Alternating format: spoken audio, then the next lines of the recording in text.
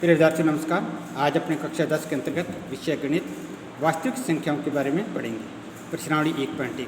सबसे पहले प्राकृत संख्या 1, 2, 3, 4, 5 अनंत तक अर्थात 1 से लेकर अनंत तक की संख्या को प्राकृत संख्या कहते हैं। सबसे छोटी प्राकृत संख्या 1 और सबसे बड़ी प्राकृत संख्या अनंत होती है। पूर्ण संख्या यदि प्राकृत संख्याओं के अंतर्गत शून्य मिला दिए जाए अर्थात 0, 1, 2, 3, 4 अनंत तक तो पूर्ण संख्या कहलाती हैं। सबसे छोटी पूर्ण संख्या 0 और सबसे बड़ी पूर्ण संख्या अनंत होती है। पूर्णांक यदि पूर्ण संख्याओं के अंतर्गत ऋणात्मक संख्या भी मिला दी जाए जैसे 0, 1, 2, 3, 4 उसी प्रकार -1, -2, -3 अनंत तक तो वे पूर्णांक कहलाती हैं अर्थात ऋणात्मक शून्य व धनात्मक संख्या मिलकर पूर्णांक कहलाती हैं। परिमेय संख्या ऐसी संख्याएँ जिन्हें P/Q के रूप में लिख सकते हैं उन्हें परिमेय संख्या कहते हैं। यहाँ Q का मान 0 नहीं होना चाहिए अर्थात प्राकृत संख्याएँ, पूर्ण संख्याएँ, पूर्णांक, भिन्न ये सभी परिमेय संख्याएँ कहलाती हैं। अपरिमेय संख्याएँ ऐसी संख्याएँ जिन्हें P/Q के रूप में नहीं लिख सकते उन्हें अपरिमेय संख्या कहते हैं जैसे वर्गमूल 2, वर्गमूल 3, पाई, 0.1, 001, 0001 इस प्रकार की संख्या। समस्त परिमेय व अपरिमेय संख्या मिलकर वास्तविक संख्याएँ कहलाती हैं। यूक्लिड विभाजन परिमेय का 2 धनात्मक पूर्णांक a और b दिए रहने पर ऐसी अद्वितीय संख्याएँ q और r विद्यमान होती हैं कि a बराबर bq प्लस r लिखा जा सकता है। यहाँ r का मान 0 से बड़ा या 0 के बराबर b से हमेशा छोटा होगा। निम्नलिखित संख्याओं को a बराबर bq प्लस r के रूप में लिखो। यहाँ r का मान 0 के बराबर या बड़ा और b से छोटा होगा। जैसे 17, 6 तो यहाँ a बराबर b गुना q प्लस r तो a का मान 17 तो b का मान 6 को किस बड़ी से बड़ी संख्या से गुना करें कि हमारा मान 17 के बराबर या उससे छोटा हो। तो 2 से गुना करने पर 6 दूनी 12, 5 बचे 5 यहाँ लिख दिया। इस प्रकार a 17, b 6, q 2 और r का मान 5 प्राप्त होगा।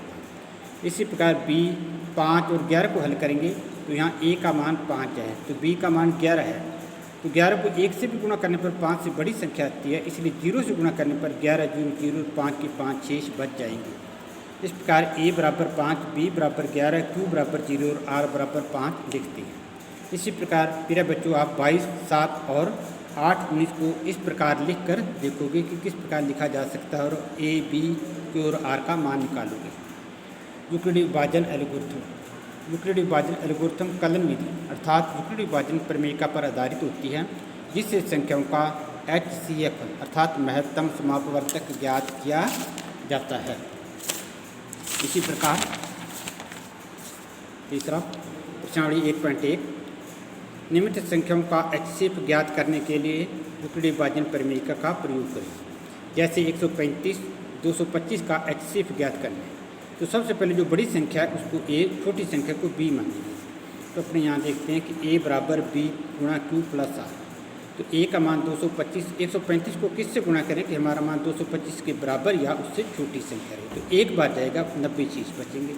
फिर 135 बराबर 90 गुना a तो यहाँ जो b था वो हमारा a हो गया, यहाँ जो शेषफल था वो हमारा b हो गया तो 45 शेष बचता है। तो यहाँ 90 a की जगह आ गया तो b की जगह 45 आ गया। 45 गुना 90 जब यह शेषफल 0 आ जाएगा तो हमारी प्रक्रिया बंद हो जाती है। इस प्रकार इसका HCF 45 आता है।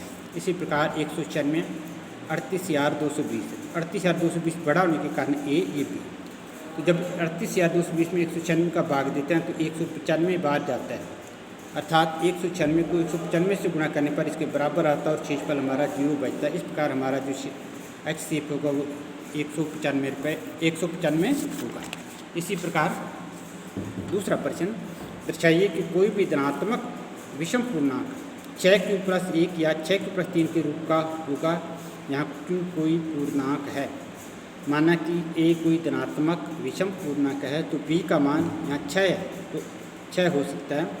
तो यूक्लिड विभाजन एल्गोरिथम से a बराबर b गुणा q प्लस r का मान हमेशा 0 से बड़ा या 0 के बराबर और b से छोटा होगा। इस प्रकार जो हमारा r का मान होगा 6 से छोटा अर्थात 0, 1, 2, 3, 4, 5 में से हो सकता है। इस प्रकार यदि a का मान अपने 0 रखेंगे तो 6q प्लस 0, 1 रखें तो 6q प्लस 1, 2 रखें तो 6q प्लस 2 इसी प्रकार 6q प्लस 5 तक लिख सकते हैं। तो यहाँ हम देखते हैं 6 सम संख्या होने के कारण 6 क्यू भी सम संख्या होगी और 6 क्यू प्लस 0 भी सम, 6 क्यू प्लस 2 भी सम, 6 क्यू प्लस 4 भी सम संख्याएँ होंगी।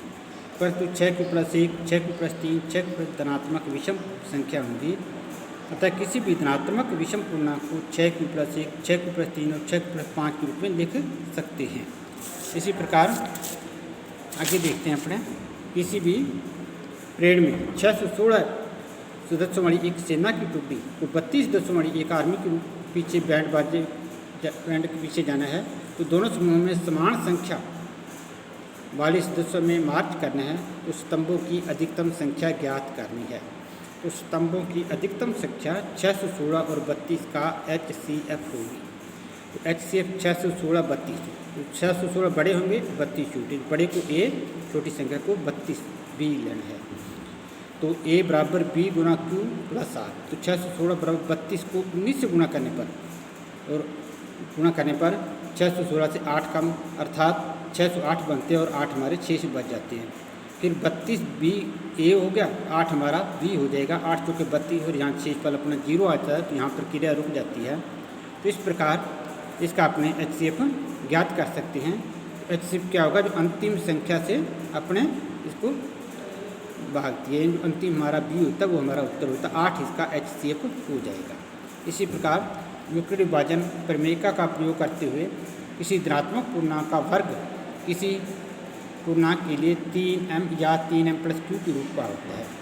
तो माना A कोई धनात्मक पूर्णांक है, तो A का मान 3q प्लस 0 बराबर 3q हो सकता है, या 3q प्लस 1 हो सकता है, 3q प्लस 2 हो सकता है, क्योंकि R का मान 3 से छोटा ही होगा। तो छोटा 0, 1, 2, 3 हो सकता है।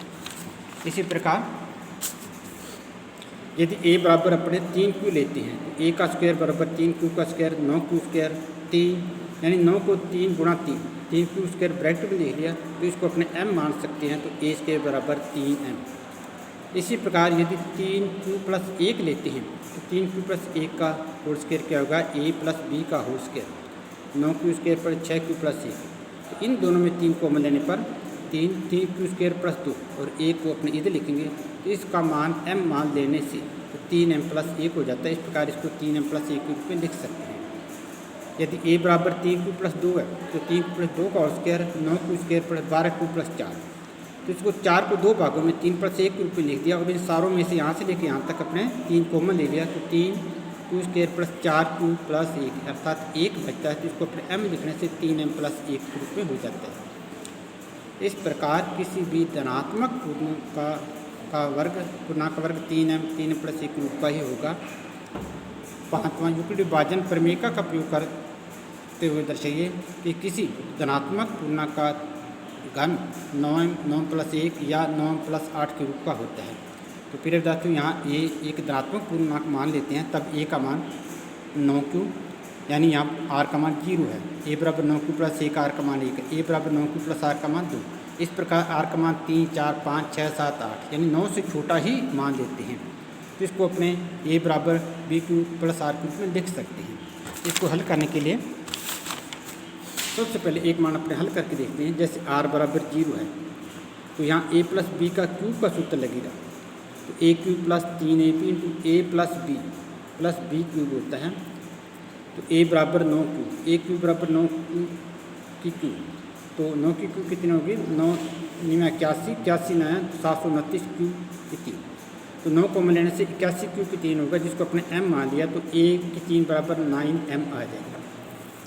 इस पर जब R बराबर 1 होता है, तो A बराबर 9q प्लस 1, तो इसका घन करने पर तो हमारे पास इस सूत्र से A प्लस B का होल क्यूब सूत्र से A क्यूब यानी 729 cube plus 27 9q plus 1 plus 1 आता है।